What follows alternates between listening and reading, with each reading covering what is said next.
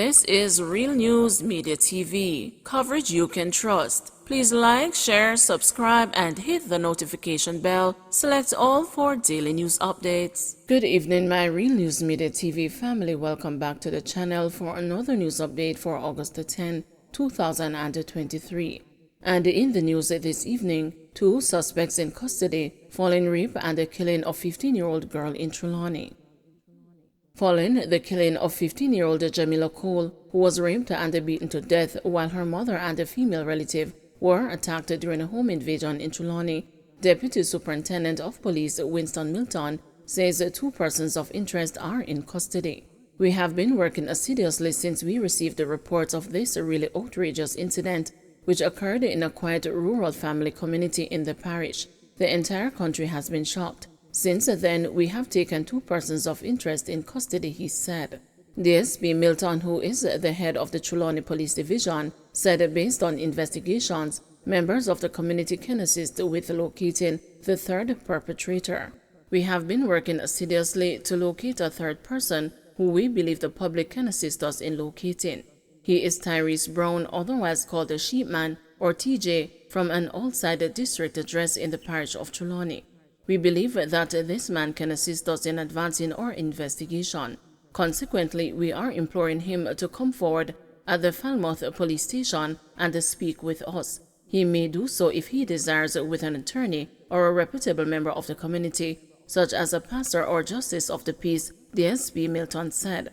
With that said, we are still appealing to members of the community who can assist us to assist us with the investigative process. I strongly believe, based on where we are in our investigations, that there are persons in the community who are in possession of information that is able to assist us in this regard, he continued. Unable to survive the brutality inflicted upon her, Cole, a student of Troy High School and a resident of Cotton Tree in Albertown, died from her injuries on Monday. According to a police source close to the investigation, about 2:30 a.m. on Sunday, a woman, her daughter and a niece were asleep at their home when hoodlums entered the house through a kitchen window.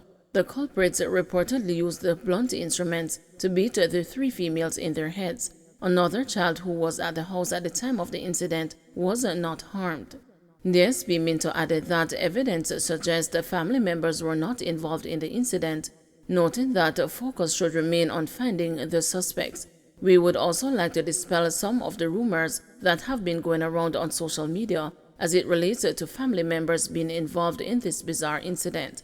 I must point out categorically that so far, there is nothing in our investigation that implicates any member of the family in this very, very heinous crime. So we ask persons to desist from doing so, because in doing so, you may put innocent persons' lives at risk, and we are not into that, he added. Man arrested in connection with a bar manager's killing. Police say they have nabbed a suspect in the killing of a bar manager in Montego Bay, St. James on Wednesday. Officers say the man was apprehended as he attempted to flee the crime scene. According to the police's corporate communications unit, the man, whose identity is being withheld pending investigations, was caught as he tried to leave the home of the victim, 43-year-old Lincoln Green. Reports from the Montego Bay police are that about 6:30 p.m., residents saw the suspect allegedly stabbing a man and alerted the police. The police team responded and accosted the suspect. Green, who is a bar manager, was found lying on his veranda in blood with multiple stab wounds to his upper body. He was taken to the hospital where he was pronounced dead. 2 women shot on Windward Road. 2 women have been rushed to hospital in serious condition after a gun attack on Windward Road in St. Andrew. The news understands that one of the women was shot in the head and was unresponsive when police arrived. Both women are bartenders at the Temple Cozy Corner Bar along Windward Road near Mountain View Avenue. It is unclear what led to the shooting. There is a heavy police and military presence in the area. Traffic is being diverted. Thursday's shooting follows last week's deadly attack along Rosden Road in Rockford, in which 7 people were shot, 3 fatally, when gunmen opened fire on patrons at a party. The area has been tense since then. 26-year-old man charged with murder in Kingston. A 26-year-old man has been charged with murder following the shooting death of a man and the wounding of another on Spanish Town Road, Kingston in June. Charged with murder, wounding with intent, possession of a prohibited weapon, unauthorized possession of ammunition, using a prohibited weapon to commit a felony, is Javori McLeish of Spanish Town Road in the parish. The deceased has been identified as 48-year-old Trevor Williams, otherwise called Pedro, a welder of the community.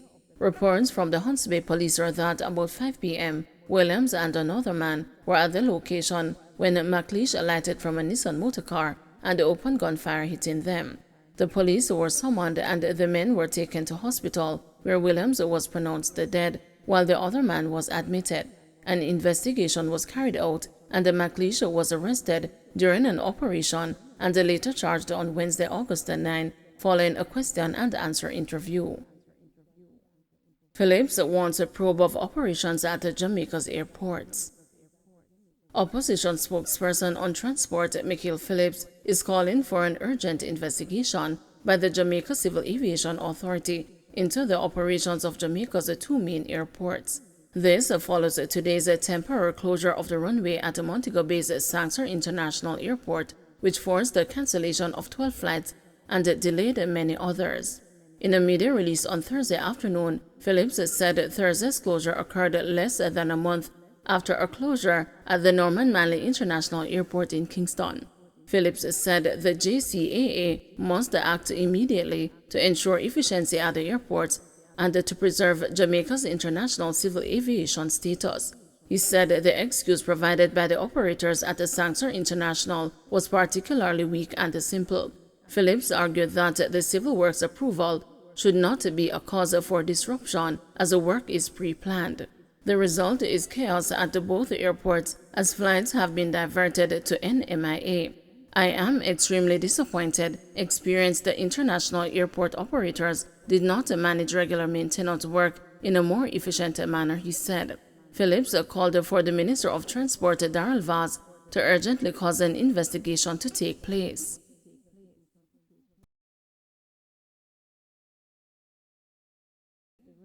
Police investigators in Old Harbour, St. Catherine on Thursday laid criminal charges against a man held in connection with the theft of several motor vehicles.